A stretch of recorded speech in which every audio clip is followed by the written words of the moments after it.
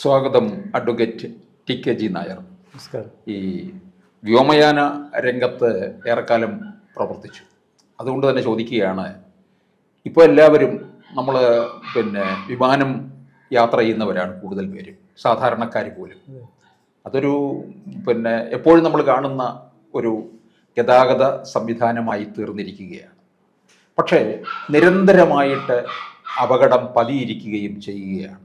ഇപ്പോൾ തന്നെ നമ്മുടെ നാട്ടിലല്ലെങ്കിലും ദക്ഷിണ കൊറിയയിലുണ്ടായ ഒരു വിമാന അപകടം അത് ലോകം മുഴുവൻ ഞെട്ടിച്ചിരിക്കുകയാണ്. അങ്ങനെ നിത്യവും വിമാനത്തിൽ യാത്ര ചെയ്യുകയും ഇതിനെക്കുറിച്ചൊക്കെ അറിവുള്ളത് കൊണ്ടും ഇപ്പോൾ സാധാരണക്കാർ പോലും അല്പം ഭയപ്പാടിലാണ് കഴിയുന്നത്. ഇത് സുരക്ഷിതമായ ഒരിടമല്ലേ യാത്ര ചെയ്യാൻ പറ്റിയ രീതിയിൽ എന്നാണ്. അത്തരത്തിൽ ആശങ്കപ്പെടേണ്ടതായ കാര്യങ്ങൾ ഉണ്ടോ? തീർച്ചയായിട്ടും ഇല്ല. കാരണം ഇപ്പം നമ്മൾ വളരെ ദൗർഭാഗ്യകരമായ ചില സംഭവങ്ങൾ ഉണ്ടാകുന്നുണ്ട്. അത് നമ്മൾ എയറിൽ മാത്രമല്ല, റോഡ് ട്രാഫിക്കിലും ട്രെയിൻ ട്രാഫിക്കിലും എല്ലാം ഉണ്ടാകുന്ന ആ പെർസെൻറ്റേജ് വെച്ച് നോക്കുമ്പോൾ എയർ ട്രാഫിക് ഡിസാസ്റ്റർ വളരെ കുറവാണ്. ഈ അടുത്ത സമയത്തുണ്ടായ 2 എയർ ക്രാഷിൽ ഒന്ന് സംഭവിച്ചത് ഒരു യുദ്ധത്തിൻ്റെ ഭാഗമായിട്ടുണ്ടായ മിസൈൽ ആക്രമണം കൊണ്ടാണെന്നൊരു സ്ഥിരീകരണം വന്നിട്ടുണ്ട്. രണ്ടാമത് സൗത്ത് കൊറിയയുടെ വിമാനം ബാങ്കോക്കിൽ നിന്ന് എയർപോർട്ടിലേക്ക് വന്ന ബോയിങ് 737, അത് ലേറ്റസ്റ്റ് ആയിട്ട് ഇപ്പോൾ വന്നിരിക്കുന്നത് അത് ബേർഡ് ഹിറ്റ് ആണെന്ന്. ഒരു പക്ഷി ഇടിച്ച് വിമാനത്തിൻ്റെ ലാൻഡിങ് ഗിയറിൻ്റെ സിസ്റ്റം ഫെയിലിയറായി അത് ബെൻഡി ലാൻഡിങ് നടത്തി റൺവേയിൽ ഉരഞ്ഞ് പോയി സേഫ്റ്റി വാളിൽ ഇടിച്ച് അപകടം കത്തിച്ചെന്നുള്ള അപകടം എന്നാണ് വാർത്ത ലേറ്റസ്റ്റ് ആയിട്ട് വരുന്നത്. അതൊരു നമുക്ക് തീർച്ചയായിട്ടും ഒരു അലാമിങ് സിറ്റുവേഷനാണ്. കാര്യം ഒരു എക്സ്റ്റേണൽ കോസും ഉണ്ട്. കാര്യം നമ്മൾ വളരെ സുരക്ഷിതമായിട്ടാണ് എയർ ട്രാവൽ ചെയ്യുന്നത്. അതിനുള്ള ഒരുപാട് സേഫ്റ്റി റെഗുലേഷൻസ് ഉണ്ട്. ഓരോ ഫ്ലൈറ്റ് മൂവ്മെൻറ്റ്സിന് മുമ്പായിട്ട് ആ ഫ്ലൈറ്റ്സ് തറോലി ചെക്ക് ചെയ്യുന്നുണ്ട്, ഗ്രൗണ്ട് എഞ്ചിനീയറെ സർട്ടിഫൈ ചെയ്യുന്നുണ്ട്.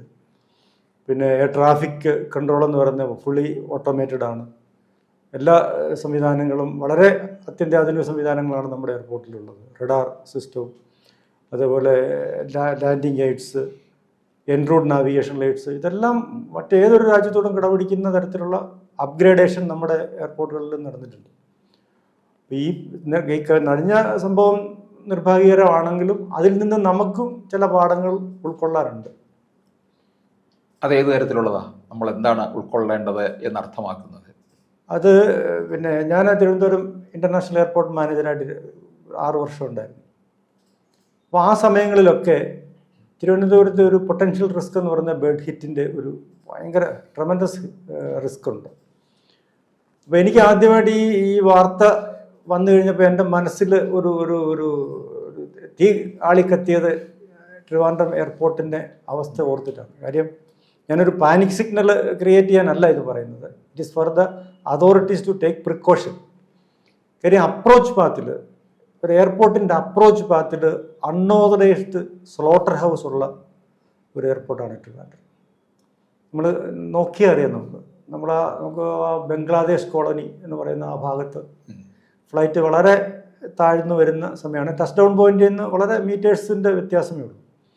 അപ്പോൾ ആ ഭാഗത്ത് ധാരാളം അൺഓതറൈസ്ഡ് സ്ലോട്ടർ ഹൗസ്. ഞാൻ എയർപോർട്ട് മാനേജറായിട്ട് ഇരുന്നപ്പോൾ ആ സമയത്ത് ഞങ്ങൾ കോർപ്പറേഷന് കത്തയച്ചിട്ടുണ്ട്, ജോയിൻറ്റ് ഇൻസ്പെക്ഷനൊക്കെ നടത്തിയിട്ടുണ്ട്.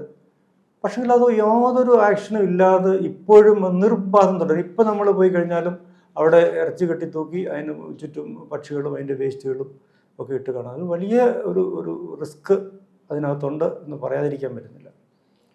അപ്പോൾ ഇവിടെ നമ്മുടെ എയർപോർട്ടിന് തിരുവനന്തപുരം ആണല്ലോ ഒരു പ്രധാന എയർപോർട്ടാണല്ലോ.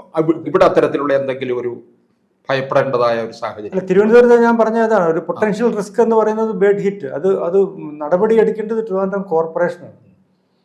കോർപ്പറേഷൻ്റെ പരിധിയിലാണ് ഈ ലൈസൻസിങ്ങും അൺഓതറൈസ്ഡ് സ്ലോട്ടർ ഹൗസൊക്കെ നിർത്തേണ്ട നടപടി എടുക്കേണ്ടത് കോർപ്പറേഷനാണ്. പക്ഷെ ഞാൻ അവിടെ ഉണ്ടായിരുന്ന ആ സമയങ്ങളിലൊക്കെ ഞങ്ങൾ ഇതേപോലെ കത്തുകൾ അയച്ചിട്ടുണ്ട്, എയർപോർട്ട് ഡയറക്ടർ കത്ത് അയച്ചിട്ടുണ്ട്, അത് സ്റ്റേറ്റ് മിനിസ്ട്രിയിൽ അവർ ടേക്കപ്പ് ചെയ്തിട്ടുണ്ട്.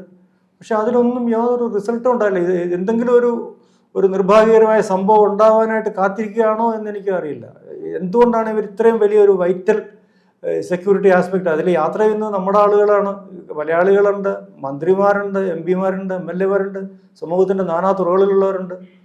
ഇപ്പം ഇവരുടെയൊക്കെ ഒരു സേഫ്റ്റി കൺസേൺ ഒരു 4-5 പിന്നെ ഇറച്ചി കച്ചവട കടക്കാർക്ക് വേണ്ടി ബലി കഴിക്കുക എന്ന് പറയുന്നത് അത് ഒരു നമുക്ക് ചിന്തിക്കാൻ പറ്റാത്ത ഒരു കാര്യമാണ്. അല്ല, നഗരസഭയ്ക്കൊപ്പം ഇതിന്റെ ഗൗരവം മനസ്സിലായിട്ടില്ലേ?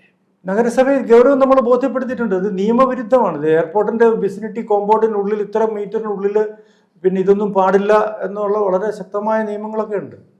പക്ഷേ ഇത് നടപടി എടുക്കേണ്ടത് കോർപ്പറേഷനാണ്. ആ കോർപ്പറേഷൻ ഇപ്പോൾ പിന്നെ ഫ്ലൈറ്റിൻ്റെ പൈലറ്റ് അലർട്ട് ചെയ്തു എന്ന് പറയുന്നു പിന്നെ ATCയിൽ. കാര്യം there was a bird hit. അപ്പോൾ ആ ബേർഡ് ഹിറ്റ് അനൗൺസ് ചെയ്ത് കഴിഞ്ഞിട്ടാണ് ഈ സിസ്റ്റം ഫെയിലിയർ ആയത്. അതിൻ്റെ ഫ്യൂവൽ പിന്നെ കളയാൻ പോലുള്ള സാവകാശം അവർക്ക് കിട്ടിയില്ല. അത്രയും എക്സ്പ്ലോഷനാണ് അത് ലാൻഡ് ചെയ്തുണ്ടായത്. അത്രയും ഫ്യൂവൽ ഉണ്ടായതുകൊണ്ടാണ് അത്രയും വലിയൊരു എക്സ്പ്ലോഷൻ ഉണ്ടായത്. സാധാരണ ഇതിൽ ഇങ്ങനെ ഒരു ഫോൾട്ട് വന്നു കഴിഞ്ഞാൽ ഫ്യൂവൽ ഇഞ്ചെക്ട് ചെയ്ത് കളയും വെളിയിലേക്ക് ഒരു റൗണ്ട് എഴുതിയിട്ട്. അപ്പോൾ കുറേ കൂടെ അതിൻ്റെ ഇമ്പാക്റ്റ് കുറഞ്ഞിരിക്കും ആക്സിഡൻറ്റിന്. ഇതങ്ങനെയല്ല സംഭവിച്ചത്. അതിനുള്ള സമയം കിട്ടിയില്ല. പെട്ടെന്ന് ബെല്ലി ലാൻഡിങ് മാതിരി റൺവേയിൽ തന്നെ ചെയ്തു. അത് വേറെ ഓപ്ഷൻ ഒന്നും ഇല്ലായിരിക്കാം. പക്ഷേ ഇതൊരു വലിയ സെക്യൂരിറ്റി ആസ്പെക്റ്റാണ്. അത് നമ്മുടെ കണ്ണൂടെ തുറക്കാനുള്ള ഒരു അവസരമായിട്ട് അതിനെ ഉപയോഗിക്കണമെന്നാണ് എനിക്ക് പറയാനുള്ളത്. അപ്പോൾ ഈ നഗരസഭ ഇക്കാര്യത്തിനകത്ത് സത്വര നടപടികൾ എടുക്കാതിരിക്കുമ്പോൾ വ്യോമയാന മന്ത്രാലയത്തിന് നടപടിയൊന്നും സ്വീകരിക്കാൻ സാധിക്കത്തില്ലേ? അല്ല, ഇത് സ്റ്റേറ്റിനും സെൻട്രലിനും സെപ്പറേറ്റ് സ്ഫിയർ ഓഫ് ആക്ടിവിറ്റീസ് ഉണ്ടല്ലോ. അപ്പോൾ സ്റ്റേറ്റിൻ്റെ ഒരു subject especially it comes to the local self government. ആ ഒരു സബ്ജക്റ്റിൽ കയറി ഇടപെടാൻ കേന്ദ്ര ഗവൺമെൻറ്റിന് പരിമിതികളുണ്ട്. നമ്മൾ കൺസേൺഡ് ഇപ്പോൾ ചീഫ് സെക്രട്ടറിക്ക് കത്ത് കൊടുക്കാം, അല്ലെങ്കിൽ കോർപ്പറേഷൻ പിന്നെ സെക്രട്ടറിക്ക് കത്ത് കൊടുക്കാം. അങ്ങനെ കത്തുകൾ കൊടുക്കും. ഇടയ്ക്കിടയ്ക്കൊക്കെ ജോയിൻറ്റ് ഇൻസ്പെക്ഷൻ വരും. ഇൻസ്പെക്ഷൻ വരുമ്പോൾ നമ്മളിത് ചൂണ്ടിക്കാണിക്കും. അപ്പോൾ അത് അവർ നോട്ടീസ് കൊടുക്കും, അത് പോവും. അങ്ങനെ ഒരു റുട്ടീൻ വർക്കായിട്ട് ഇങ്ങനെ നടക്കുന്നു. അല്ലാതെ ഒരു ഇതിൻ്റെ ഒരു കെയർ ഓഫിൽ തന്നെയാണ് നമ്മൾ ഒരു മാർക്കറ്റ് ഓപ്പൺ ഫിഷ് ഇത് ചെയ്യുന്ന പിന്നെ കച്ചവടം ചെയ്യുന്നത് നിരുത്സാഹപ്പെടുത്താൻ വേണ്ടിയിട്ടാണ് ഒരു കവേർഡ് മാർക്കറ്റ് നമ്മുടെ പിന്നെ CSR ഇതിൽ ഉൾപ്പെടുത്തിയിട്ട് ആ മുട്ടത്തറ ഭാഗത്ത് എയർപോർട്ട് അതോറിറ്റി തന്നെ ചെയ്തു കൊടുത്തിട്ടുണ്ട്. ഈ സമാനമായ സംഭവം ഇതേ സ്ഥിതി കേരളത്തിലെ മറ്റ് എയർപോർട്ടുകളിൽ ബാധിക്കുന്നുണ്ടോ? ഇതേപോലെ അപ്രോച്ച് പാത്തിൽ അൺഓതറൈസ്ഡ് സ്ലോട്ടർ ഹൗസ് ഉള്ള എയർപോർട്ട് കൊച്ചി ഇല്ല, കോഴിക്കോടും ഇല്ല, തിരുവനന്തപുരം മാത്രമേ കണ്ടിട്ടുള്ളൂ. അത് ഈ ചെറുതും വലുതുമായ ബേർഡ് ഹിറ്റ് ഇവിടെ ഉണ്ടാകുന്നുണ്ട്. അത് നോട്ടീസ് ചെയ്ത് പോകും, ചിലപ്പോൾ റിപ്പോർട്ട് ചെയ്തിട്ട് എന്തെങ്കിലും മേജർ ഇതുണ്ടെങ്കിൽ മാത്രമേ അതൊരു ഇൻസിഡൻ്റായിട്ട് സിവിൽ ഏവിയേഷനിലൊക്കെ പോകാറുള്ളൂ. എങ്കിൽ പോലും നമ്മൾ കേരളത്തിലെ 3 എയർപോർട്ടിലെ സ്റ്റാറ്റിസ്റ്റിക്സ് എടുത്തു കഴിഞ്ഞാൽ ബേർഡ് ഹിറ്റ് കൂടുതലും ട്രിവാൻഡ്രം തന്നെയായിരിക്കും. ഈ മറ്റെന്തെങ്കിലും തരത്തിലുള്ള അപകടം പതിയിരിക്കുന്ന തരത്തിലുള്ള ഒരു സുരക്ഷിതമില്ലായ്മ കേരളത്തിലെ എയർപോർട്ടുകളിൽ ഉണ്ടോ? ഇല്ല, ഞാൻ പറഞ്ഞല്ലോ, നമ്മുടെ ഈ എയർ ട്രാഫിക് കൺട്രോൾ ആസ്പെക്റ്റിലും എയർ നാവിഗേഷൻ ആസ്പെക്റ്റിലും ഏവിയേഷൻ സേഫ്റ്റി ആസ്പെക്റ്റിലും ഒക്കെ നമ്മൾ ഒട്ടും പിന്നിലല്ല. നമ്മൾ എല്ലാ അൾട്രാ മോഡേൺ എക്യുപ്മെൻറ്റ്സ് ആണ്, നമ്മളെ അലേർട്ട് ചെയ്യുന്ന എക്യുപ്മെൻറ്റ്സ് ആണ്. എന്തെങ്കിലും system out of way functioning ആണെങ്കിൽ അത് നമ്മളെ അലേർട്ട് ചെയ്ത് കറക്റ്റ് ചെയ്യിക്കാൻ പറ്റുന്ന സംവിധാന സിഗ്നൽസും അതിൻ്റെ സെൽഫ് കറക്ഷനും അതിൻ്റെ മോണിറ്ററിങ്ങും ഒക്കെ ഉള്ള അൾട്രാ മോഡേൺ സിസ്റ്റംസാണ് നമ്മുടെ എയർപോർട്ടുകളിലുള്ളത്. പക്ഷെ ഇതൊക്കെ നമ്മുടെ കൺട്രോളിന് അപ്പുറത്താണ്. ഇപ്പം ATCയിലിരിക്കുന്ന ഒരു ആളിനെ